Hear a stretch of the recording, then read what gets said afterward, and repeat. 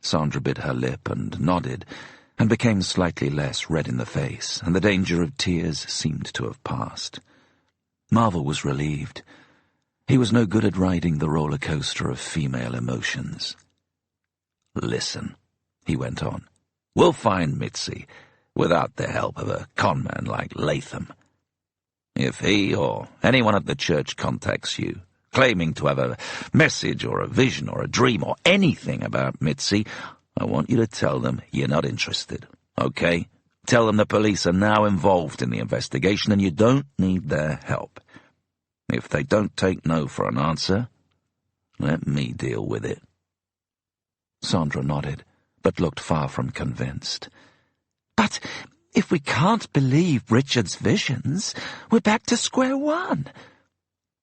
Marvel wasn't crazy about her use of the word "we." It made it sound as if they had both believed Latham's so-called psychic visions at some point, which he absolutely never had. "Square one is a very good place to start," he said brusquely. It was a great line, he thought, like something out of a Quentin Tarantino movie. He'd have to remember it if he ever needed to deliver a motivational speech to G-Team that went beyond "do your fucking job." Sandra Clyde gave a tremulous smile. "Like Julie Andrews in The Sound of Music, Do-Re-Mi." "Of course," he said, although he had no idea what she was talking about, and wished she hadn't introduced Julie effing Andrews just as he was thinking about blood and guns and Tarantino. But he let it go. He was so exhausted by having to be nice to the super's wife that he just wanted to get the hell out. He closed his notebook with a flourish and got off the low sofa with surprising difficulty. Christ, the Clydes must have hydraulic knees. Sandra Clyde showed him out. On the doorstep, she said, "So, what happens now, Chief Inspector?" "We'll take it from here," Marvel said, planting the seed in her head that there would be some kind of team dedicated to finding Mitzi. Not just him, so that if something went wrong in the future there was someone else to blame. Someone imaginary. "Thank you so much," she said, and without warning the super's wife leaned forward and gave him a big hug. "Okay," he said when it was over. "We've got things in hand now." "Thank you, Chief Inspector." He walked to his car. Normally he'd have a pool car, but there had been a spate of bumps and write-offs, and he'd been driving his own for a few weeks now. It was a black BMW M3 with tinted windows and wolf race wheels, which had once belonged to a drug dealer called Jimmy the Fix. After Jimmy had been sent down for 14 years, Marvel had bought it cheap from the police pound before it could go to public auction. And it was his pride and joy. He paid 10 grand a year for a garage to keep it nice, and to keep it his. Just as he pulled open the car door, Mrs. Clyde called from the doorstep. "Oh, wait a minute, Chief Inspector. I have something for you." Marvel waited, imagining cake in a tin-foil wedge. Instead, Sandra Clyde bustled out and handed him a bumper sticker that read, "Find Mitzi." It was pink, and at either end there was a heart-shaped photo of the poodle with a bow on its head. The bow was pink, too. "For your car," Mrs. Clyde said. In a Tarantino movie, Marvel would have pulled out a .357 Magnum and blown Mrs. Clyde's head clean off her shoulders in an ironic pink spray. In the movie of his own life, he took it and said, "Interesting." "Robert has one on his car," smiled Mrs. Clyde encouragingly, "and he's given them to everyone at work." If Superintendent Clyde had told his wife that, it was a bold-faced lie. "So you should really have one," she added, "as you're in charge of the case." There was no denying that annoying truth. And because she was standing there watching, Marvel had to peel off the backing and place the bright pink poodle sticker on the rear bumper of Jimmy the Fix's shiny black BMW. That night over dinner, Debbie said brightly, "You should put up wanted posters, like in the cowboy films." Marvel snorted. "Dead or alive?" She nodded. "It would catch people's imagination. Make them remember what she looks like. Maybe put a little cowboy hat on her, she mused, then quickly said, "No, that would be silly." As if wanted posters weren't. Usually Debbie didn't like to discuss his cases. Usually she got all touchy if he read a file over dinner, especially when he shifted her candles aside so he could lay out autopsy reports. "Not at the dinner table, John," she'd say. "It's sick." "This is my job," he'd snap back. "I don't expect you to take an interest, but the least you could do is let me work." "Well, I'm trying to eat." "Eat then, who's stopping you?" Trust her to enter into the spirit of things on a case that wasn't even a murder, thought Marvel. "You should go to Battersea Dogs Home," she suggested, as she helped herself to more green beans. "If someone found Mitzi, that's probably the first place they'd think to take her.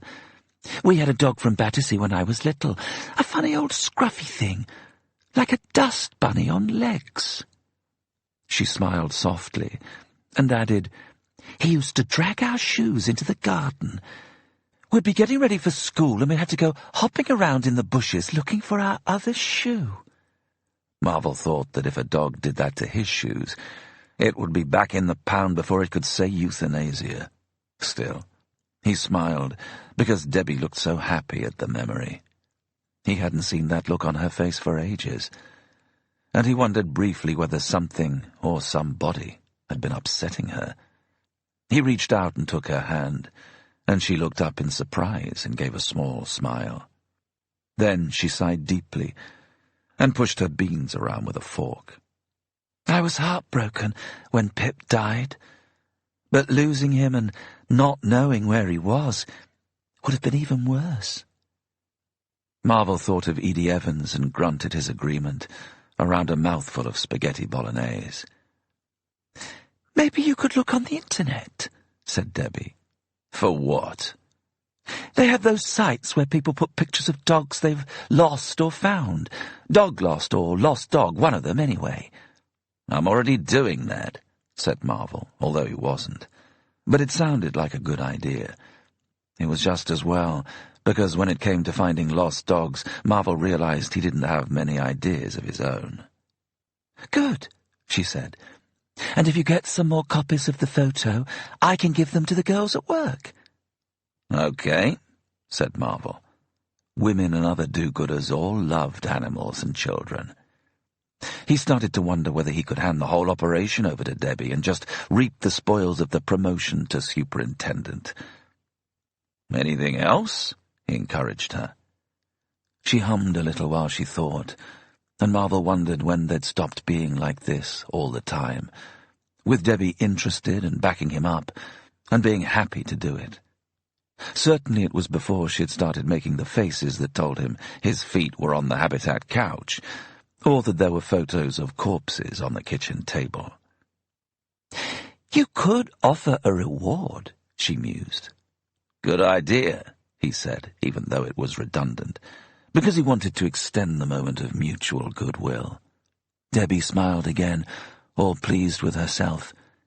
"And you should put on it, 'No questions asked.'"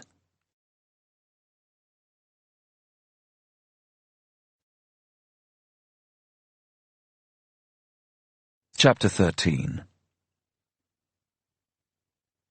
The next Friday night, Anna left the flat much more easily. She only went back inside twice, her tummy fluttering, before hurrying past the 5 footprints with the hood of the blue anorak blinkering her view.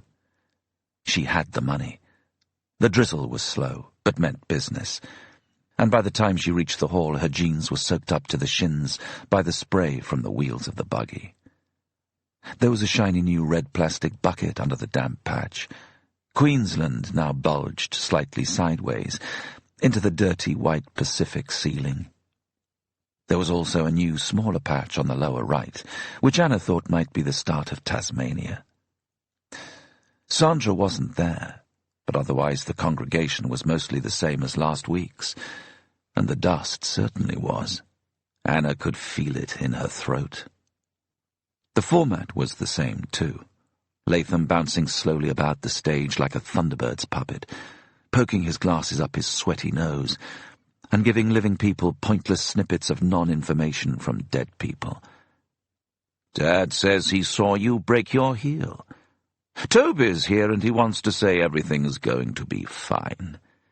Caroline's showing me you have pain in your hip." Anna thought Richard Latham must be communicating with the dead, because if he were making this stuff up, surely it would be more interesting. It didn't get better when he threw the floor open to the amateurs. The nodding dog boy was still confused by which spirit was which, and a small woman with the ruddy nose of a cider drinker stood for a full minute, swaying back and forth without speaking into the microphone, before they realized she'd gone to sleep. Last time it had been novel and bizarre enough to hold her attention. This week, with her newfound hope making Anna itch with impatience, it was like a slow-mo action replay of something that hadn't been worth watching the first time around. There was no message from Daniel, and with every dead dullard, her spirits rose. He wasn't dead. He wasn't dead. He wasn't dead. The low buzz of anticipation in her gut grew and grew, until she could barely sit still. She jiggled the buggy compulsively with her foot, careless of whether Charlie was sleeping or not. The session ended, and the two ladies at the front got up to make the tea and put the biscuits on a plate. Anna couldn't wait any longer. She edged through the little knot of people around Richard Latham, who was telling a story about how he'd come to the aid of a rolling stone. A dead one, presumably.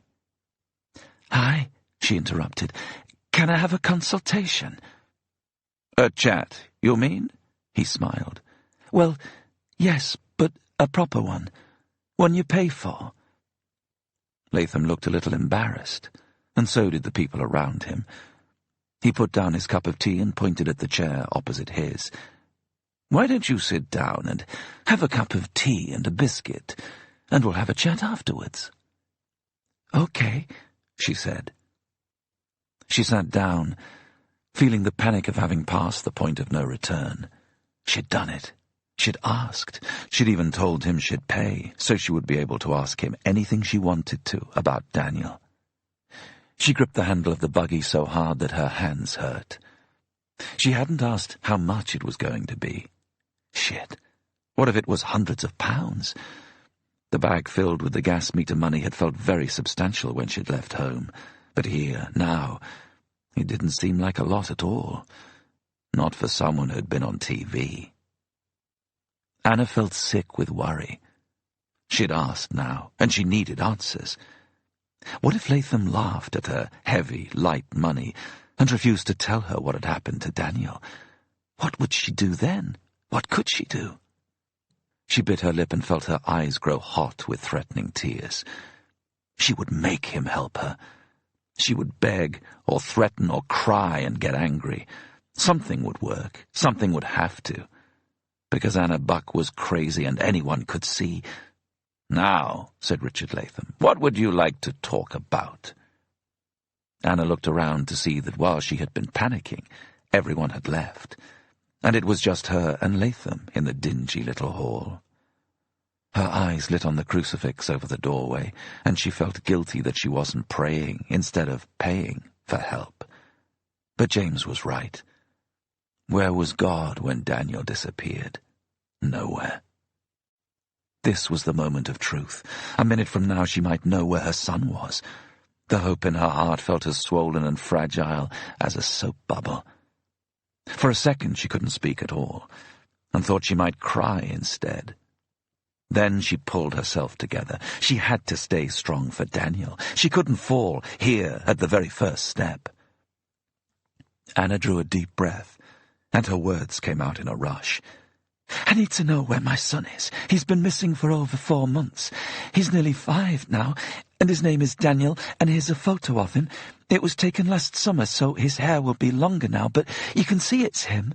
And Sandra told me you can just look at photos and you know things. So, can you look at his photo, please? I can pay you. I have money. I only have £25 at the moment, but I can get more if it's more. I just have to know where he is, or whether he's—" "Daniel's not dead." She took a deep breath and rushed on.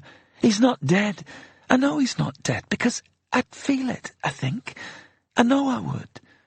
So I know he's not dead, but can you please just look at it, please, and tell me?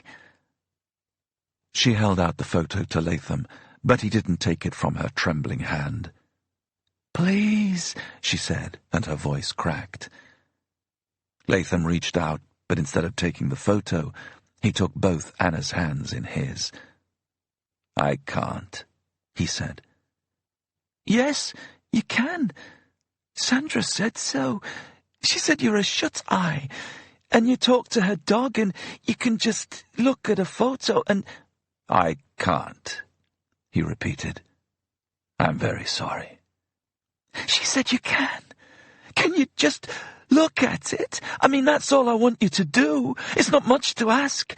My son's gone.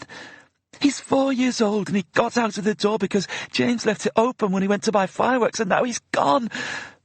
Please, just look at it. Latham hesitated, then took the photo from her, and Anna's stomach churned frantically. She could feel the blood heating her cheeks, and she shook in anticipation, felt faint with it. But he didn't look at the photo. He looked at her through thick lenses with moony, uneven brown eyes. I'm sorry, he said again. I don't do this anymore. The blood in Anna's ears was so loud that she cocked her head and asked, You what? I don't do missing people anymore. I'm sorry. You don't do them anymore? What do you mean? Won't you even look at it? Look at the photo, please. I'm sorry. But this is what you do. You help the police look for another child. Why won't you help me find mine? I need your help. Nobody else can help me. Please, please, just look at the picture. He blinked slowly behind the thick lenses. I'm sorry. Anna looked down. He was offering the photo back to her, but she didn't take it. She stared at it.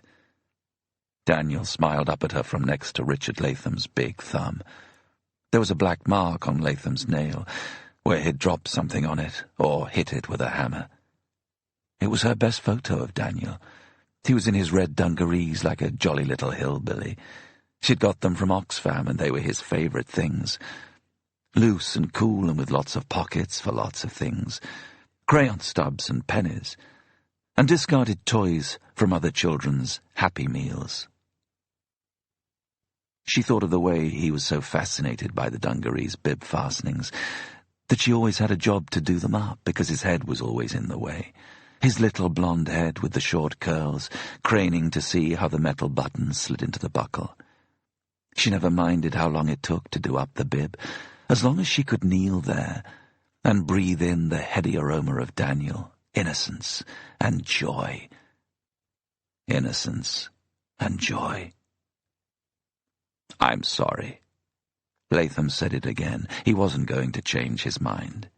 Slowly, Anna reached out and took the photo. She had been ready to beg him, to threaten him, to shout and scream. She would have slapped him. She would have slept with him. But when the moment came, she had nothing. She was empty. So empty she couldn't even ask why. Okay, she whispered. I'm sorry I couldn't help you. Couldn't or wouldn't, no difference. Okay, she said again. She got up and put the photo back in her pocket. Please come back next week, he said.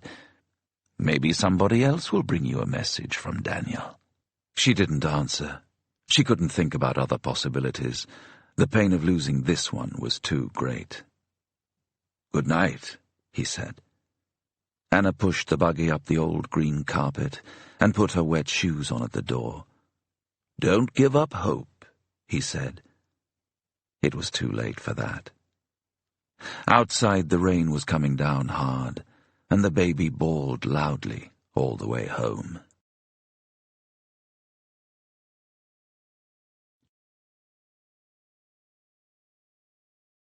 Chapter 14. The smell of dogs filled John Marvell's nose, and their echoing barks made him wince. This is it, he said, and showed the photo of Mitzi to the perky girl in the peaky polo shirt.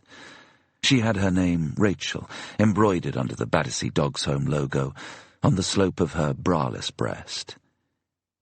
"I don't recognize her," she said, "but owners usually like to look at the dogs themselves anyway, to be absolutely sure." "Surely you'd know if you had a ginger poodle in." "I think it's called apricot, not ginger." "Apricot poodle." "Well, dogs that come often don't look like their pictures," said Rachel. "Especially if they've been gone for weeks or months or even years. Sometimes they've been stolen, and when they're found, they're unrecognizable." "Why would nicking a dog make it unrecognizable?" Rachel's pretty brown eyes widened. "They might be fatter or thinner or injured, or clipped to disguise them and be sold on, or mutilated." "Mutilated?" She nodded somberly. "Some dogs are stolen for fighting." "We're talking about a 10-pound poodle." "Or baiting," said Rachel, "to train bigger dogs to fight. Give them a taste for blood." "You're joking," said Marvel. Rachel shrugged. "It happens," she said. Then added hurriedly, "Not to your dog, I'm sure. All I'm saying is, when a dog's been missing for more than a week or so, you have no idea how bad they can look and smell when they come in here. She may not even look like a poodle anymore. So it's best you check them all, really." Marvel finally conceded the point. "Okay," he said. "How many do you have here?" "About 500. 500 dogs? Give or take." Marvel frowned. This case was turning into a huge pain in the arse. Plus, somebody had talked. Nobody had said anything, but somehow word must have got around the squad room about his new case. First, a toy dog had appeared on his desk, a blue puppy with a bone in its mouth. Hilarious. He'd made a free shot with it into the rubbish bin. Then people had started barking at him. Not to his face, but behind his back. Small growls and whimpers. Now and then a yap. It got so that even when nobody growled at him, he imagined it anyway. He snapped, "Fuck off and die," at the vending machine, gurgling as he walked past. He turned furiously and glared at a small child making car noises in reception, and rounded on D.I. Avarice in the lift, when he mentioned that he had no new leads in his case. "What the hell does that mean, no new leads? Are you trying to be funny?" If he wasn't fast-tracked to superintendent after all this hassle, he'd put in an official complaint. Rachel was unlocking a door with a little window in it. Marvel sighed. "Just show me the small ones." Rachel laughed and swung open the door. The echoing noise and the smell increased tenfold, and Marvel nearly gagged. The corridor between the rows of steel kennels stretched off into the middle distance, like something from a spaceship in a sci-fi film. "Jesus," he said. "How do you stand it?" He meant the noise and the smell, but Rachel was made of kinder stuff. "I know," she said, making a sad face. "It's heartbreaking, isn't it? A third of them will have to be put to sleep. I only wish I could take them all home with me." Marvel wished she could take them all home with her too, and save him the bother of trudging up and down the stinking passageways. With a heavy sigh, he set off down the first corridor, cursing Debbie and her good ideas. Marvel looked at thousands of dogs. He was sure of it. Thousands of yipping, yapping, yowling dogs, every one of them on a tireless spring, and all stinking of shit and old sofas.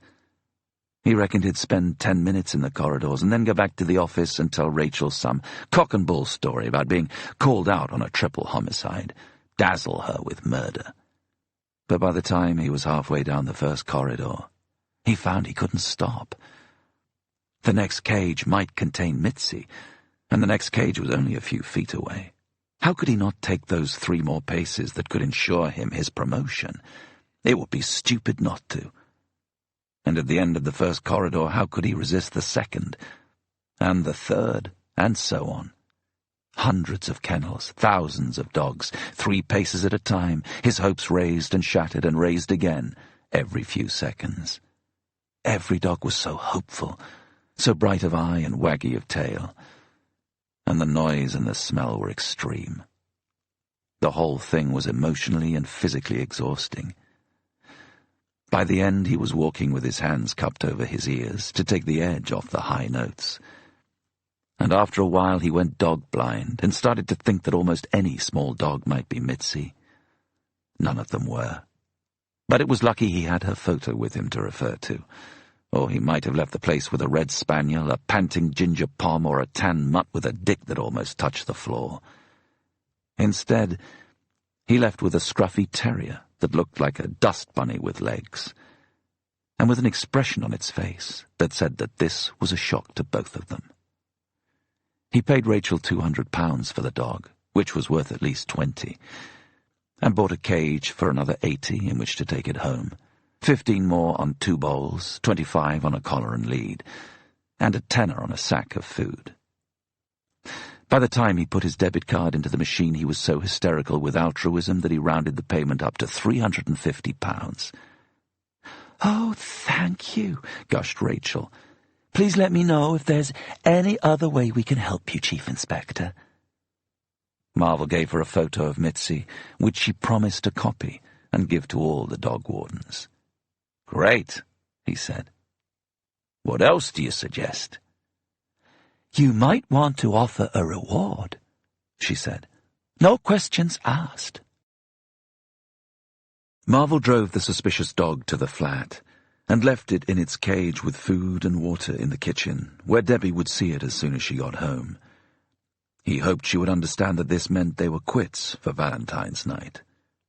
As he shut the cage, the little dog licked his hand with a surprisingly strong pink tongue, as if to say thank you. Marvel was almost fooled. But when he got back into the BMW, he found the dog had also left him the gift of a small turd on the back seat. He had nothing to pick it up with, and had to drive through drizzle with the windows open all the way to Lewisham. So he was already in a bad mood when he pulled into the parking garage back at the station. As he got out of his car, D.S. Kaminsky glanced down at his bumper sticker and said, "Lost your dog, sir?" in a tone that was so bland, so neutral, so completely inoffensive, that Marvel just knew he was taking the piss. He told D.C. Kaminsky to fuck off, but instead of following orders, Kaminsky stopped and said, "There's no need for that, sir." "What?" said Marvel angrily. "I said there's no need for that language, sir." "Come here and say that." Looking a bit bewildered, Kaminsky did. Marvel threw a punch and missed. Then Kaminsky threw one back and missed too. There was a split second of relief on both sides that they hadn't connected, and then they just grabbed each other by the sleeves and fell on the ground and rolled around in the dirt for a bit until Marvel got lucky when Kaminsky caught his funny bone on the wall. It allowed Marvel to roll to his knees and scramble to his feet while Kaminsky was still shaking his arm and going, "Shit!" thus affording Marvel the victory. He helped Kaminsky up and told him to let everyone know that he would do the same thing to any bastard who gave him shit. "Shit about what?" panted Kaminsky. Marvel didn't dignify that with an answer, just strode away. "Shit about what?"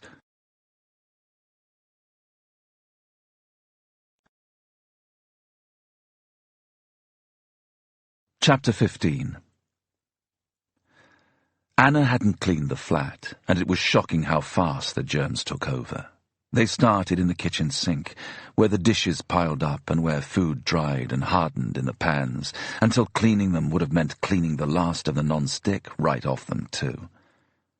The germs overflowed from there and ran along the counters, down the cabinet doors and across the floors, out of the kitchen and out into the lounge, and from there to the bathroom. And every time the germs met a wall, they bounced off and colonized a different angle, another corner, a new space. Even James noticed how fast things got dirty when you didn't keep them clean. Eventually, after 3 days of eating cereal from a mug, he did the washing up. Afterwards, he went into the bedroom where Anna was still in bed and said, "What about the baby?" "What about him?" she said dully. "Aren't you afraid he'll get sick?" "No," she said. "I'm not afraid of anything anymore. What could happen to us that's worse than losing Daniel?" James stood at the door for a while, wondering whether there was anything he could say that would cheer her up, or get her out of bed at least. But there was nothing. Anna was right. Nothing could be worse. "Are you going to church again?" he asked tentatively. "No." He nodded slowly. "What happened?" "Nothing. I thought it would help, but it didn't." "Oh," he said. "I'm sorry." He was sorry. Even though he was relieved she wasn't going to church again, he was sorry that she had found no comfort there or anywhere. He slowly drummed his fingers on the bedroom door and said, "When I get home, I'll clean the house." When James got to work, Ang's sleeping bag was still unrolled on the bench. There was water on the floor where he had used the tiny hand basin to wash himself, and on the table were little bits of wire, a pair of pliers, and a bottle of aftershave with the face of a famous footballer on it. James felt awkward, as if he'd walked into Ang's home without knocking. "Sorry," he said, as Ang edged past him to roll up the sleeping bag. "It's good," said Ang.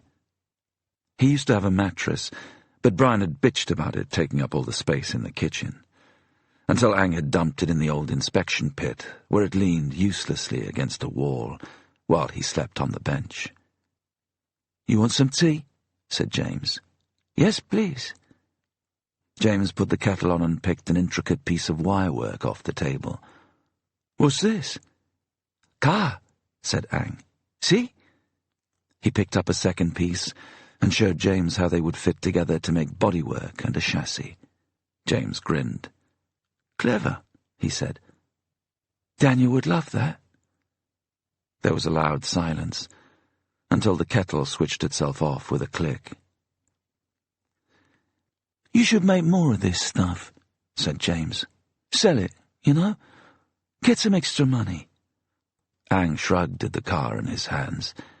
"It's not for money," he said. "All Hmong make this." He put the car down and opened the old broom cupboard next to the sink, and stuffed the sleeping bag on the high shelf. "Did you make that too?" James pointed at a broad strip of colourful material that was pinned to the inside of the door. "No," said Ang. "My mother." "What is it?" said James. "Pa Dao," said Ang. Is story, cloth." "Story cloth?" James opened the door wide so that the light fell more fully on the material. It was beautiful. 1 foot wide and 2 foot long. It had a dark red background with intricate curlicues and spirals and zigzags sewn onto it, in repeating patterns of wildly clashing pinks, oranges, magentas, and greens. "That's great," said James. Ang grinned proudly, and his slender brown finger pointed out various symbols as he struggled to tell James their meanings. "This is snail. This is... I don't know English. This is flower." "Very beautiful," said James. "You want?" said Ang, and started to peel off the sticky tape at one corner. "No, I give," Ang insisted. "For Anna is happy." James's nose tingled with sudden emotion. It would take more than a strip of needlework to make Anna happy. He felt a sudden prick of anger at Ang. His guilt wasn't Ang's to fix. Let the little bastard find a guilt of his own and fix that. "No," he said, more roughly than he'd meant to. Ang flinched and stopped picking at the tape. Immediately James felt bad. Ang wasn't being mean. He had seen Anna's pain and offered up the only thing of value he appeared to own, unselfishly. "Thanks, mate," James said. "But your mother made it. You keep it." "2 sugars in mine," demanded Mikey from the doorway. and Ang swung the cupboard door shut. "Feck, it's freezing!" Mikey was only 5'8", but he filled any room with his big voice and his restless nature.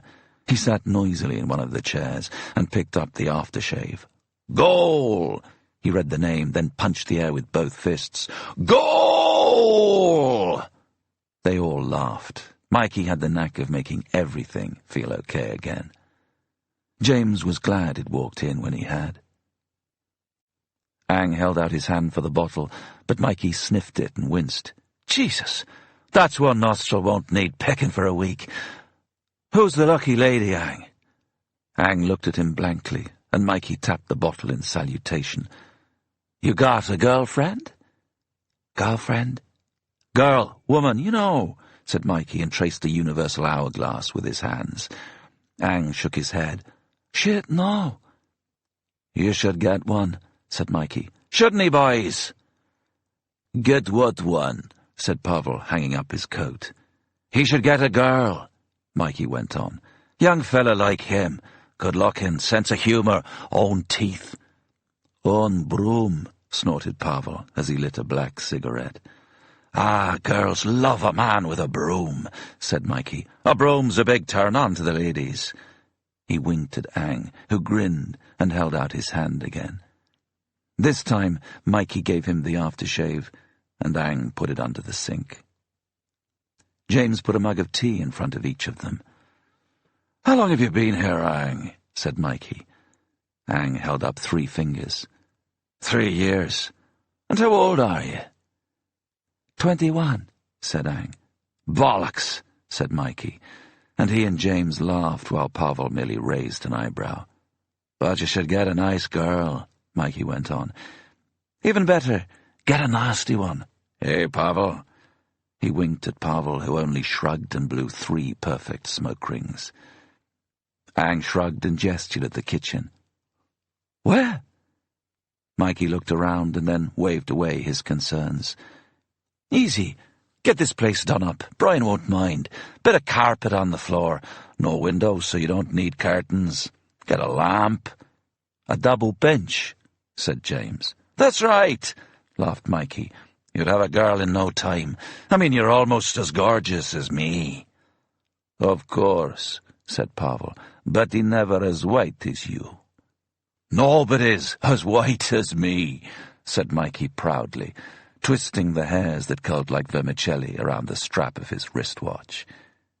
"He had a girlfriend," said James. "G, or Zoe or something.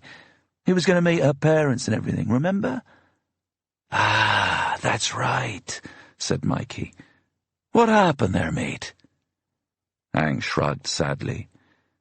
"She break my heart." "She what?" said James. "She break my heart."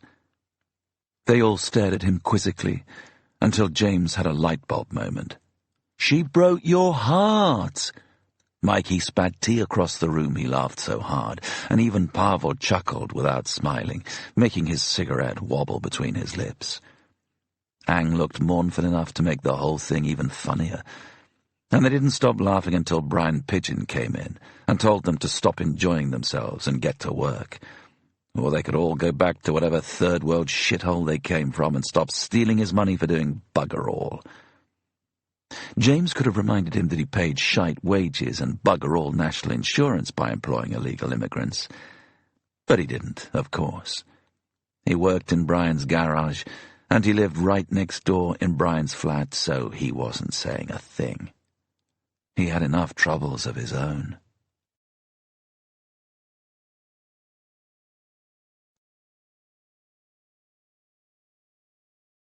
Chapter 16. It only took 10 minutes of feeding Charlie at the cluttered kitchen table for Anna to realize that she could never not care about germs. James was naturally untidy, and after only 3 days without her input, the table was already covered with junk. Torn envelopes, bills, pizza boxes, and dirty plates. She didn't rush the feeding, though. She enjoyed it too much. The weight of the baby in her arms, the ritual of the spoon in the jar, and the choo-choo train to the rosebud lips. If she closed her eyes, she could easily imagine it was Daniel, safe and warm, and at home with his family. So she took her time. But as soon as she had dabbed the last of the mixed vegetable medley off the baby's chin, Anna put him down to sleep in the bedroom and got to work. She flapped open a bin bag and used her forearm to sweep a great swathe of rubbish off the table. There was no room for sentiment when it came to cleaning the flat, and Anna was brutal with rubbish. James knew that if he put something down in the wrong place for too long, he was liable to lose it.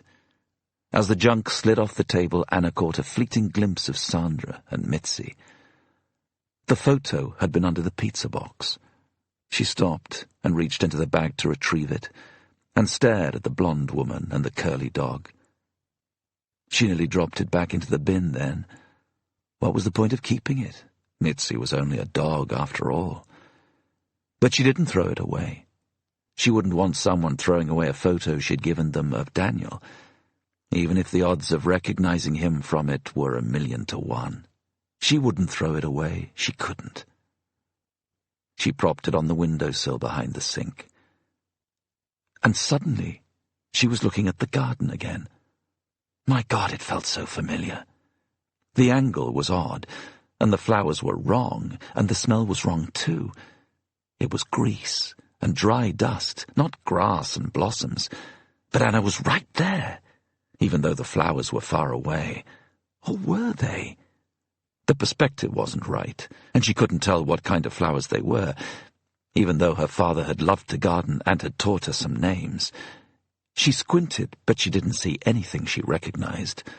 Not even common flowers like roses and daisies. They were big and coarse, and the edges were black? And there was something on the windowsill. She reached out a hand to pick it up. There was nothing there. Her hand hovered between the sink and the kitchen window, with nothing in its grasp but air. No flowers, no grass, no misty trees, just the stale air of a messy kitchen. Anna shivered so hard she had to put out a hand to steady herself against the table to keep from stumbling sideways. She felt as if she'd been stretched out like a piece of elastic, and now she'd pinged back, made limp by the effort. Barely breathing, Anna waited for something else. But there was nothing, and already she couldn't recapture the feeling of something. She needed water, again. She was desperate for water. She hurried to the sink and turned on the tap and gulped greedily at the stream that flowed from it. More, and more. She drank more than she needed, more than she wanted. She drank as if her life depended on it. And even after she had retched a couple of mouthfuls back up into the sink, she continued to let the stream pour down her lips and cheeks as the water spread fast inside her stomach, her legs, her fingertips, her brain. Anna started to laugh and splutter at the glory of water filling her whole being. She was exhilarated. She put the high in hydration. Oh my God, she felt so alive. Finally, she turned the tap off and stood over the sink, panting with relief. She looked out of the window, giggling a little as she felt her pumping heart rate slowly return to normal. And then, just as suddenly, she was overwhelmed with sorrow. She stood in a puddle of water and cried and cried and cried until she had emptied herself of what felt like every drop she'd just drunk. What was wrong with her? What if this sudden raging thirst was a symptom that there was something physically amiss? This was twice it had happened in a week.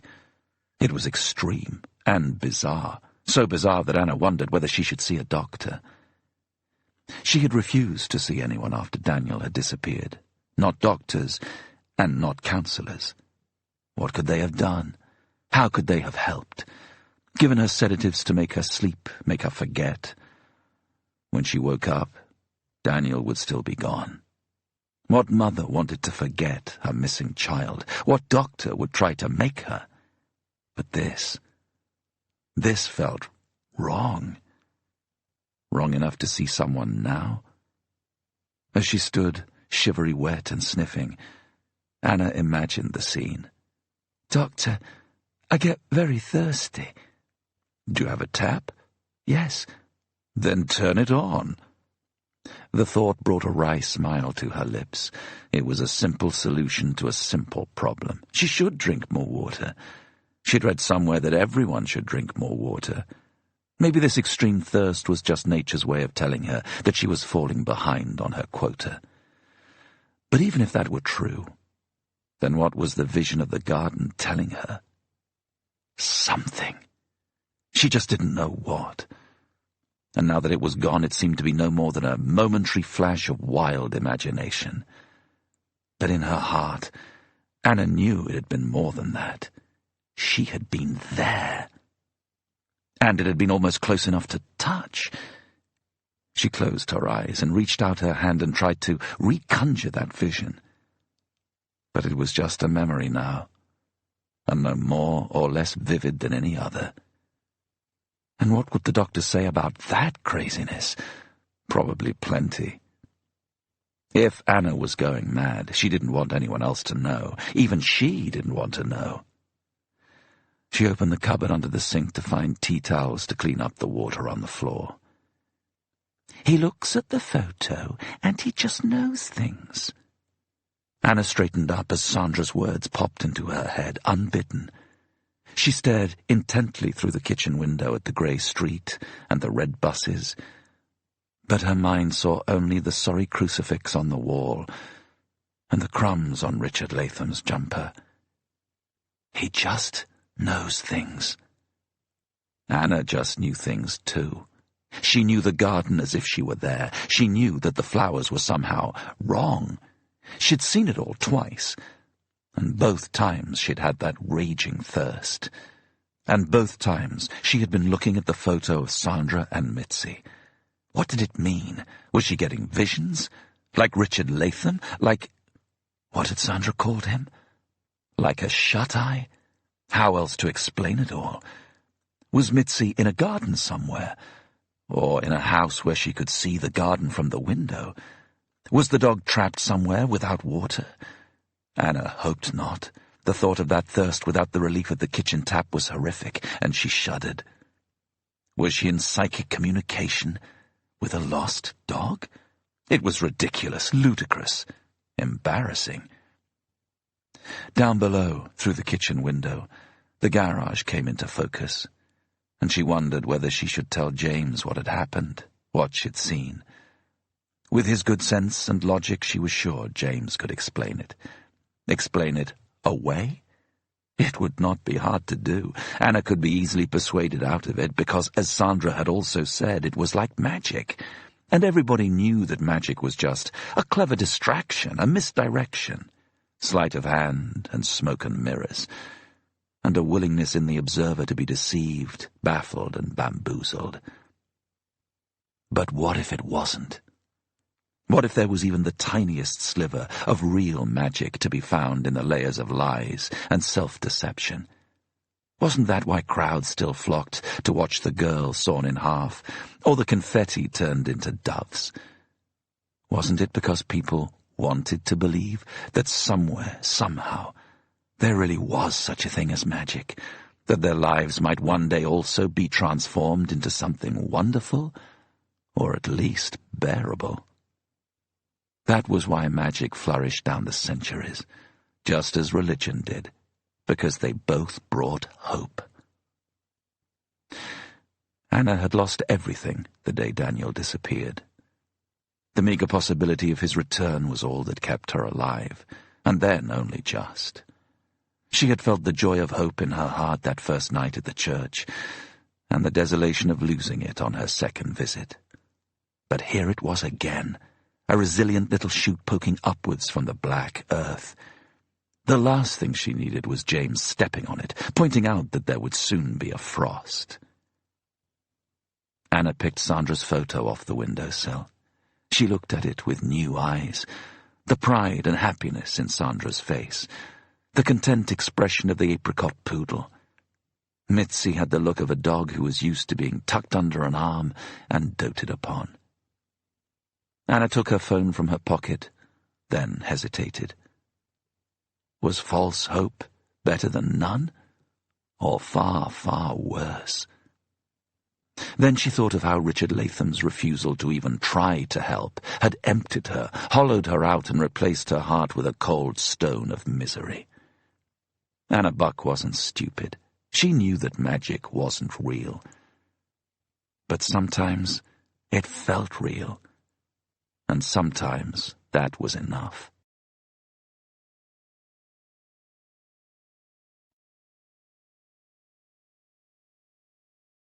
Chapter 17. The phone rang and rang and rang before Sandra finally picked up. Hello? Sandra? Yes?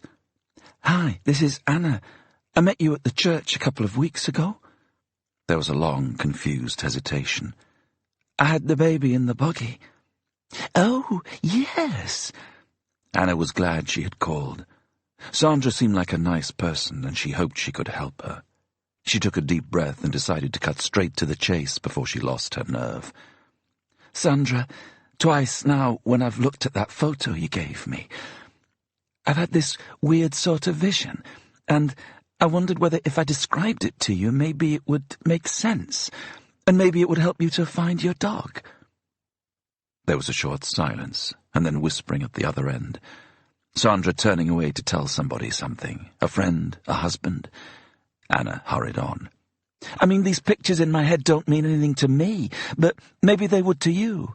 I mean, I'm not a psychic or anything like that, and I know it does sound pretty stupid, but I thought if there's even a small hope of it being any help to you, you know?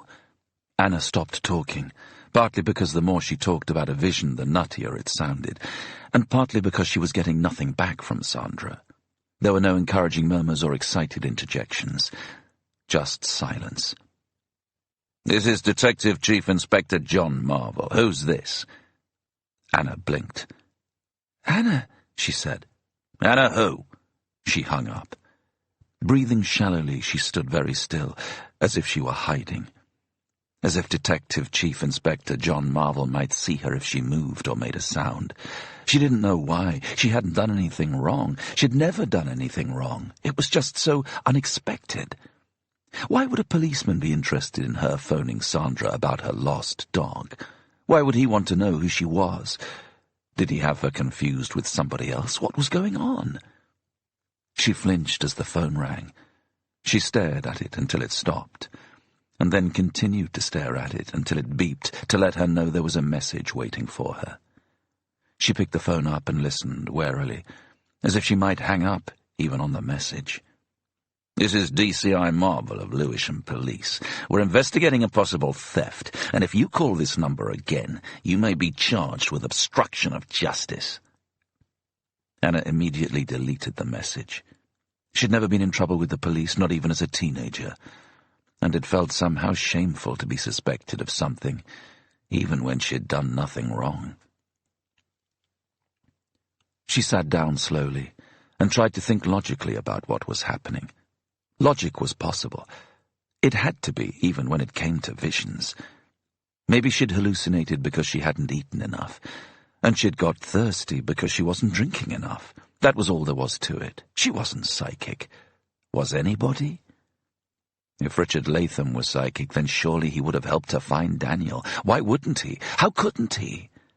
If you really had such a gift, and you could help someone in desperate need, surely you had to do it. You had to help. She had to help.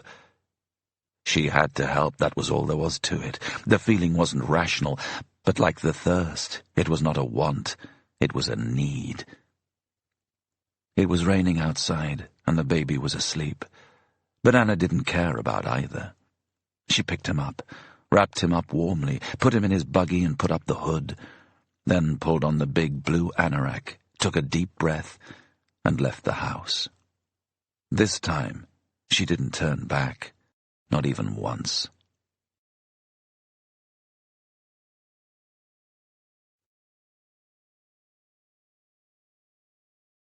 Chapter 18. The reception area of Lewisham Police Station was lined with wooden benches that had been polished to a high sheen over 3 decades by the asses of the guilty and the innocent alike. PC Emily Aguda liked to guess which was which as they came through the glass front door on a conveyor belt of crime and punishment. It was her privilege and her burden to man the front desk on an almost permanent basis. At a time when the Metropolitan Police was making efforts to counter claims of racism and sexism, Emily Aguda ticked 2 boxes for the price of 1, and so was thrust under the noses of the local populace whenever possible, as a shining example of a black woman police officer. "Look!" the Met crowed over her like a toddler with a frog. "Look what we caught!" And then they kept it in a box until it died. Emily Aguda had been on the front desk for nearly 2 years now, and it was really pissing her off. She had graduated from Reading with a first in law. She could have done anything. At 26, she could have been a detective sergeant by now. But instead, she had been put behind a glass window like a ticket seller or a zoo exhibit. And the loudly unspoken understanding was that her job was to be nice to people and smile, what with her being black and a woman and a symbol and all. Despite that, Emily took her job seriously. She was firm with drunks, cynical with liars, helpful to the vulnerable, efficient with casualties, accommodating to lawyers, and sympathetic to victims. But she wasn't sure how to categorize the young woman who had just walked through the door. White, skinny, drowning in a huge blue anorak that hid her face and reached almost to her knees, and pushing a baby in a cheap buggy. The only description that came easily to Emily's mind was crazy. Even when she reached the window, the skinny woman didn't meet her eyes. She looked beyond Emily to the rest of the small front office, where officers wandered about holding papers or paper cups, looking for someone else, someone better. Although Emily was used to it, it never failed to sting. But she smiled because she was a symbol, and being a symbol was her job. For now, at least. "How can I help, ma'am?" The woman focused on her for the first time and said, "Hi." "Hi," said Emily, thawing a little at the greeting. The woman didn't seem impolite, only distracted. "I'm looking for a Detective Marvel." "Sure," said Emily. "Do you have an appointment?" "No, I just need to see him." "Okay," said Emily. She had worked out that saying words like sure and okay reassured people that you were on their side, even if you were actually nowhere near their side. "Can I take your name, please?" The woman hesitated, and Emily thought for the first time that she might be trouble. She didn't look like a troublemaker, but Emily couldn't help her instincts. They were generally great. "Why do you need my name?" "So I can let DCI Marvel know who wants to see him." The woman chewed on her lip. Emily gave her time. She was good at switching off and thinking about other things. Like now, she thought about what she'd do after work. She'd go to the pool and do 50 laps. Then she'd stop for a pizza at the place on the high street, goat's cheese and jalapeno peppers. Then she'd go home to her flat and feed Piggy, her cat, and wait for Marion to come home from her job in the city. Maybe finish the bottle of red that opened on Saturday night, cuddle up on the sofa and watch Friends. "Anna Buck," said Anna Buck. "There you go." Emily wrote her name down in the log. "And what's it about, Mrs. Buck?" "A dog." "DCI Marvel's a homicide detective, ma'am. He doesn't deal with dogs." "He's dealing with this one?" "Okay," said Emily slowly. "I'll see if he's available. Would you like to take a seat?" The woman glanced over her shoulder at the benches that lined the foyer. There was a motley population already there. By Emily's taxonomy, 4 victims, 3 liars, and a casualty holding a blood-spotted tissue to the side of his head. The casualty was also one of the liars, which made a total of 7 people.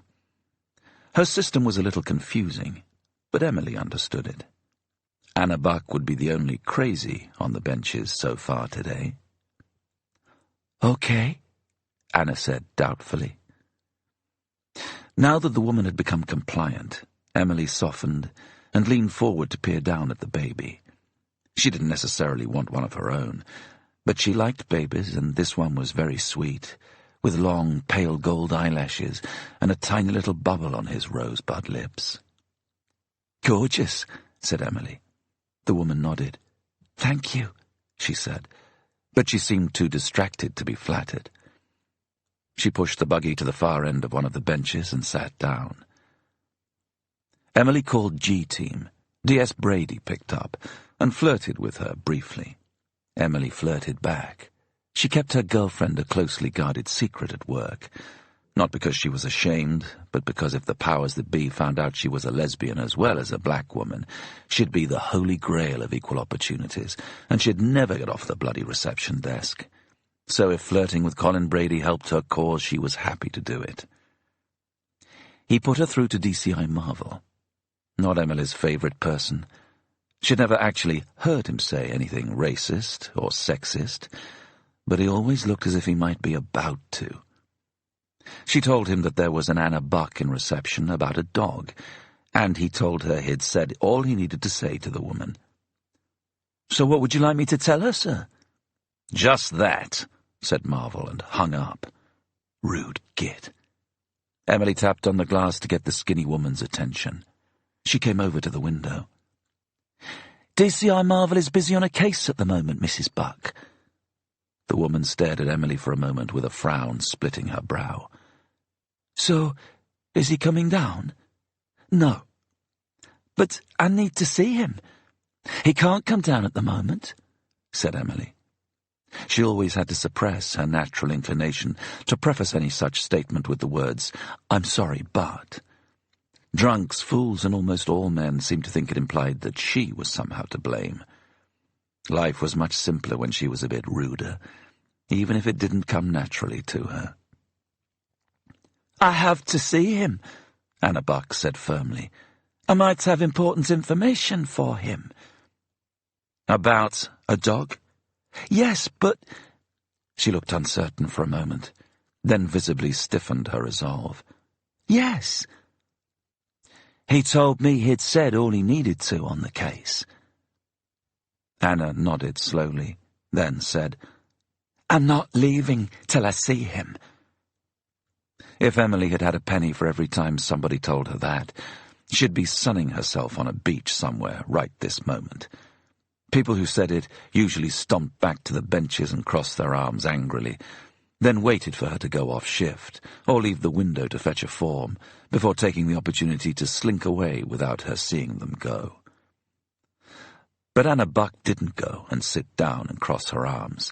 Anna Buck pulled a photograph from the pocket of her big blue anorak and pressed it against the glass to show Emily. "Do you see this photo?" Emily looked at the photo of a tubby blonde and a small poodle against a grassy backdrop. "Yes." "There's something in this photo. There's something in this photo that's getting inside my head and telling me things, showing me things." Crazy. I knew she was crazy. "I know it sounds crazy," said the woman, making Emily blink with exposure. "I know that.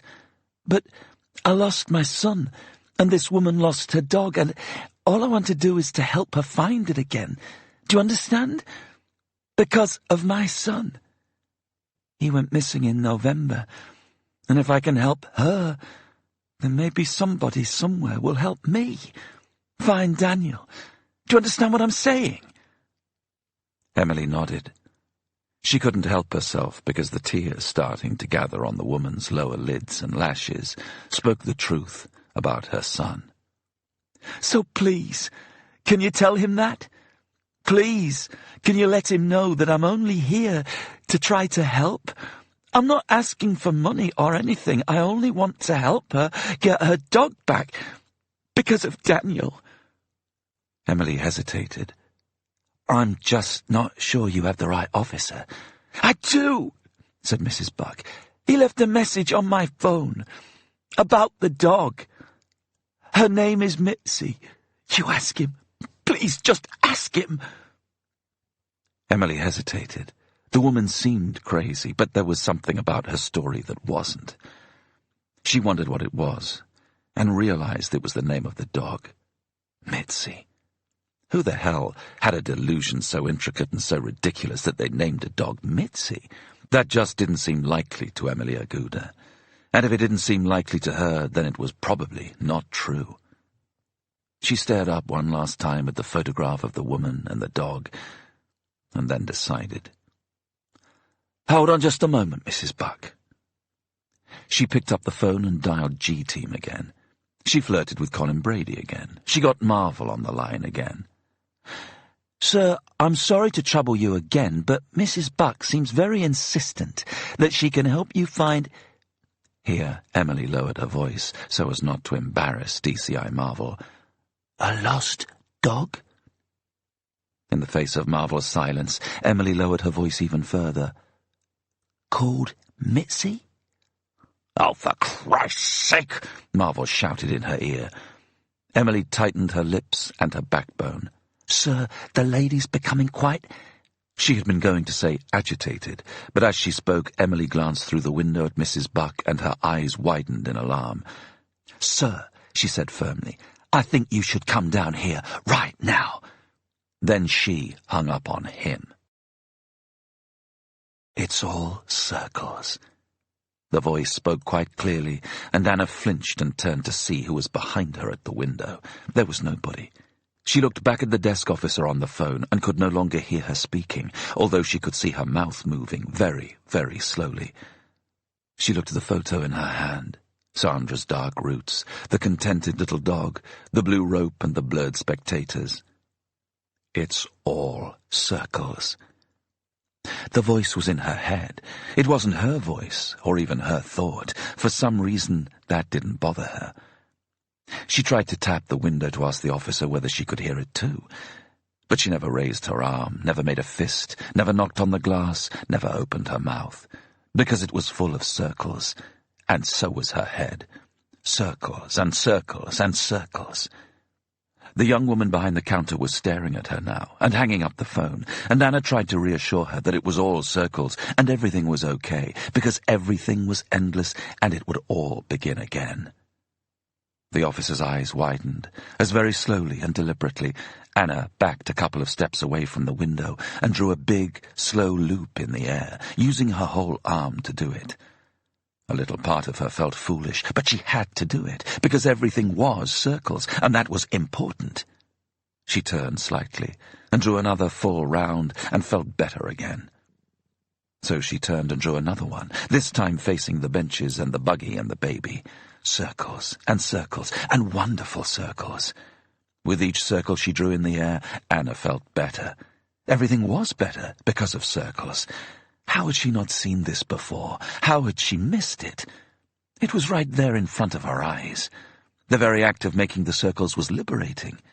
She wished everybody could share it, and she smiled to encourage the other people on the benches, but she couldn't speak to them, because she was in a joyous bubble of turning and circles and turning and circles. She finally stopped, facing the little window again, breathless and euphoric, and for a moment she and the young woman stared at each other in perfect understanding of the universe and their place within it, which was everywhere. Then Anna doubled over in sudden agony and dropped to her knees. "Water!" she croaked. "Water!" Emily Aguda leaped up from her chair and shouted for help, and barreled through the security door as fast as she could to help the crazy woman. But by the time she reached her side, Anna Buck was dying.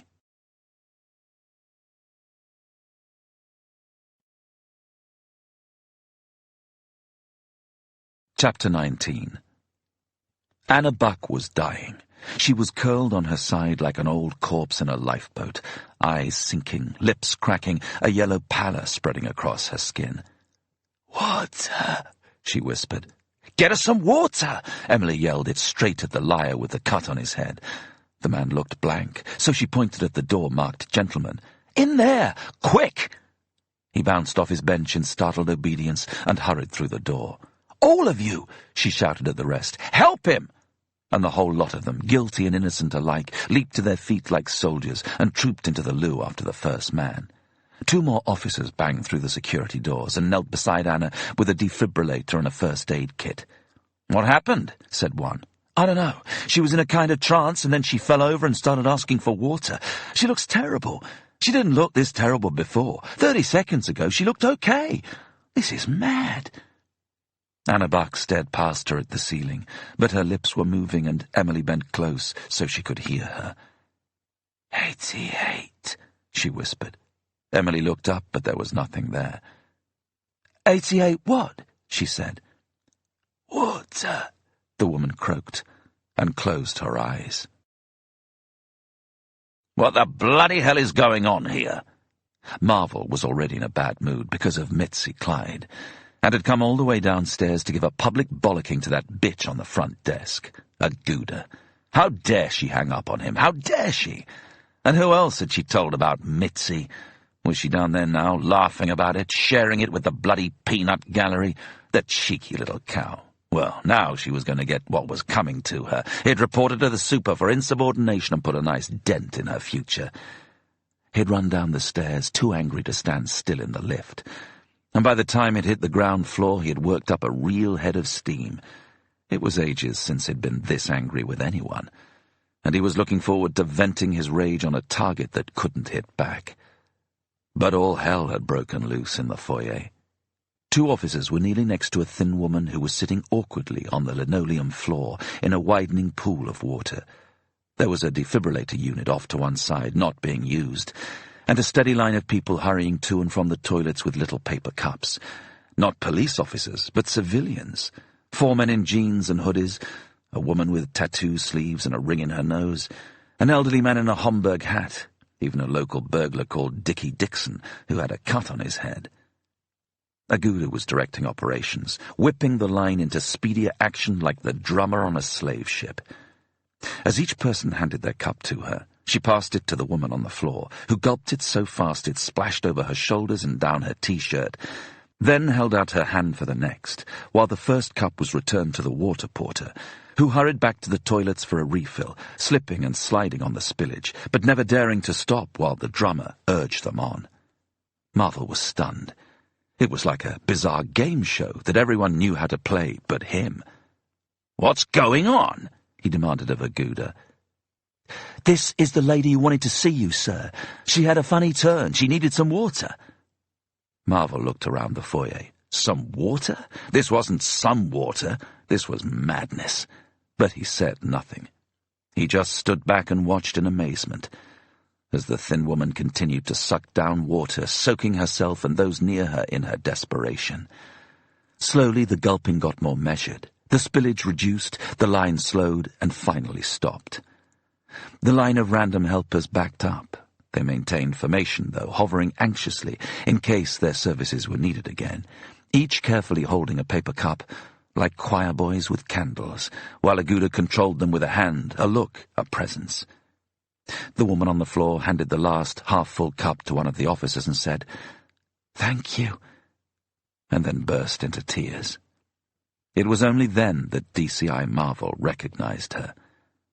The girl on the bridge, looking down between her shoes at the glistening rails, crying. Small world, he thought irritably. The water line broke up slowly, and its constituent parts went back to the benches, talking quietly among themselves. A couple remained standing, watching Anna Buck with concern. All had oddly bonded. "Well done, everyone," said PC Aguda quietly. "Thank you for all your help." She had done a good job, Marvel noted grudgingly. He'd saved the bollocking for another time.